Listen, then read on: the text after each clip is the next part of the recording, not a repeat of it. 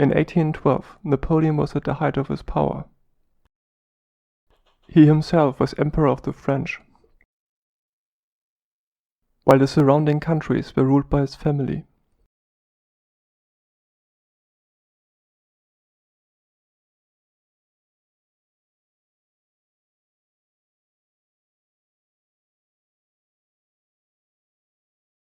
His only opponent left was the United Kingdom.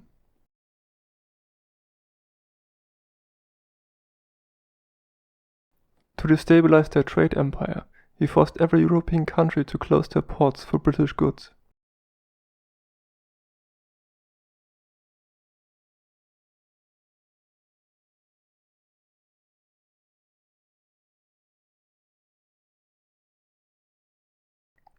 The only country that was ignoring this blockade was Russia.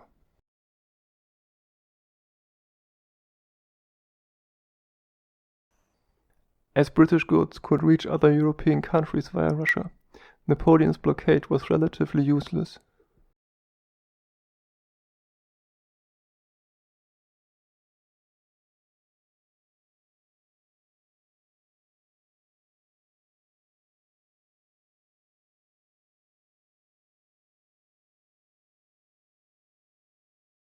So Napoleon demanded that Russia should join his blockade. But the Tsar, Alexander I, refused to do so. So Napoleon decided to send in his army.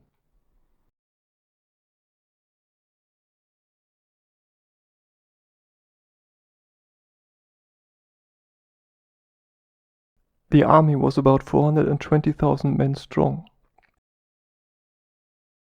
In addition to that, there were about 55,000 support troops. In the back of the army, about 130,000 men would be used to secure the supply lines. So in total, the army was about 605,000 men strong. Only about half of the soldiers were actually from France. 120,000 men were from the Confederation of the Rhine. 100,000 were Polish. 15,000 came from Switzerland. 30,000 came from the Italian kingdoms.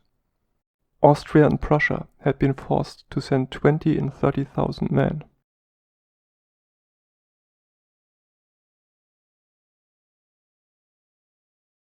For the rest of the video, I will use this bar on the right to display the current strength of the French army.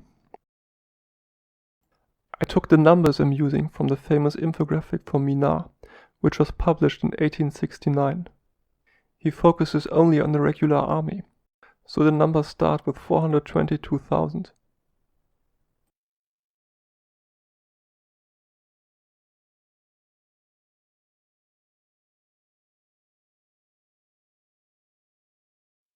Napoleon had assembled his army in Kaunas. His brother, Jérôme Bonaparte, was commanding his troops on the southern flank. The Russian armies were considerably smaller than the French army. The First Western Army, under command of General Barclay, had 120,000 men. Bagration's Second Western Army had 35,000 men. But they could hope for reinforcements coming from the north and from the south. On the 24th of June, Napoleon's forces crossed the Neman River. Napoleon was hoping for 1 or 2 decisive battles close to the Russian border. That way he could win the war without having to march too far into enemy territory. But when the French troops were approaching, both Barclay and Bagration moved their troops inland.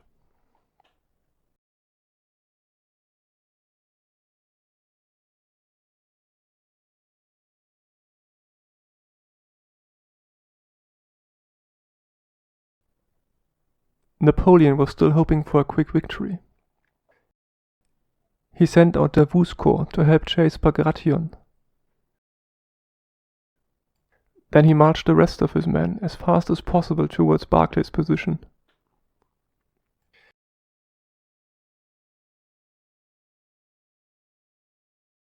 while Jerome and Davout were following Bagration.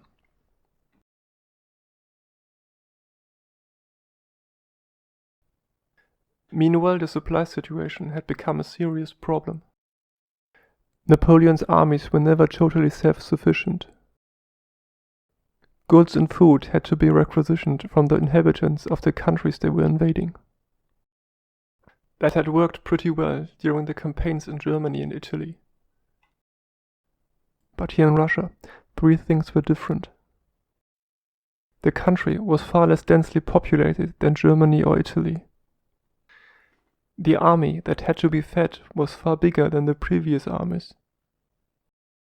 Foraging was far more difficult, as the foraging parties were attacked by Russian Cossack units. It was simply impossible to find enough food to feed all the soldiers. As a consequence, Napoleon had lost thousands of men due to starvation and desertion, even before he had fought a major battle. Barclay had decided to unite the two Russian armies in Vitebsk.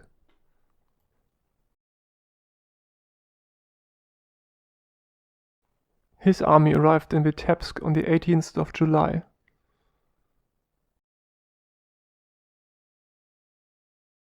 But Bagration ran into Davout's corps at the Battle of Saltanovka.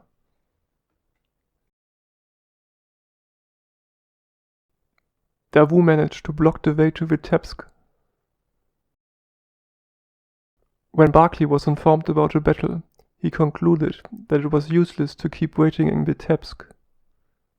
So he left a part of his army, under command of General Wittgenstein, back to protect the road to St. Petersburg.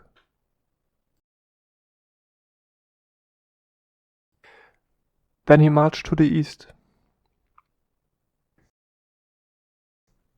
Napoleon concluded that Barclay was intending to join Bagration in Smolensk. But his troops were too exhausted to follow Barclay directly. The supply situation, combined with the heat of the Russian sun, had taken a heavy toll on the French army. At that point, Napoleon had already lost almost half of his men. As Napoleon had expected, Barclay and Bagration had joined their armies in Smolensk.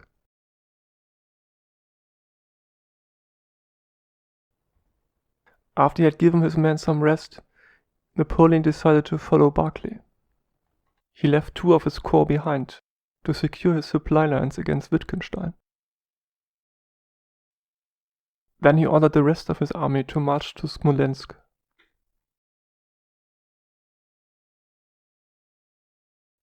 Barclay had been pressured by the Tsar and the court in St. Petersburg to defend the city. So against better judgment, he prepared for battle. Napoleon's attacks forced him to leave the city. During the battle, fires had broken out in the center of the city. As most of the buildings were made out of wood, the city almost totally burned to the ground.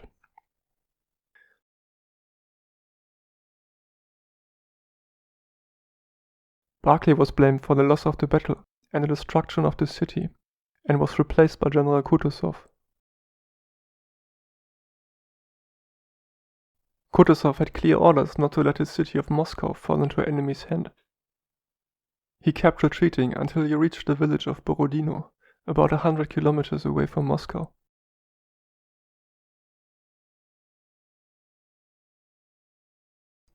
The Battle of Borodino was one of the bloodiest battles in the Napoleonic era.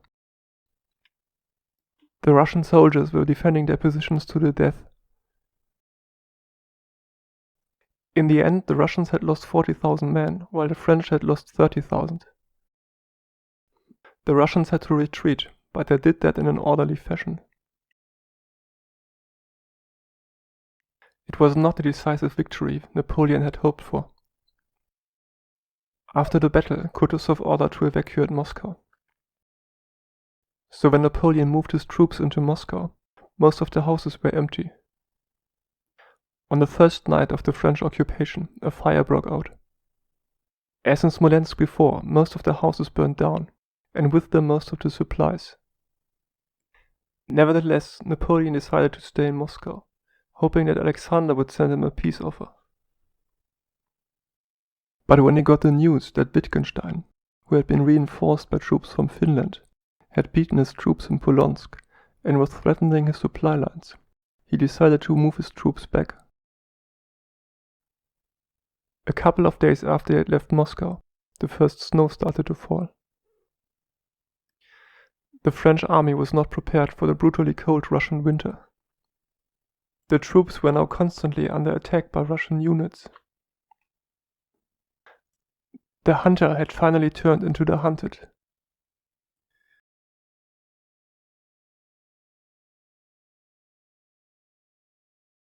When Napoleon arrived in Smolensk, his troops were joined by the 2 corps that he had left behind. Initially, he had planned to march to Minsk, where he had ordered to build a huge supply depot. But before he could move his troops to Minsk, a new Russian army, which was coming from the south, had managed to conquer the city. Napoleon was now in serious danger of getting squeezed between the Russian armies.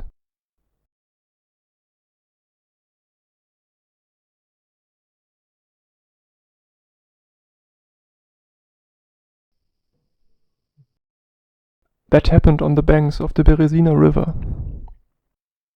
When Napoleon arrived at the Berezina, Chicago was already waiting on the other side. Wittgenstein's army was approaching from the north.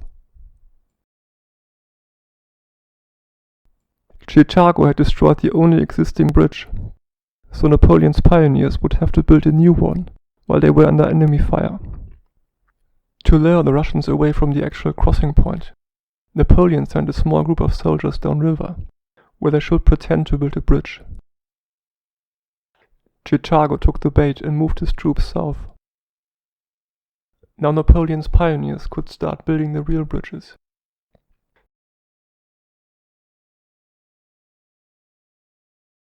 To do that, they had to stand in the icy waters of the Berezina.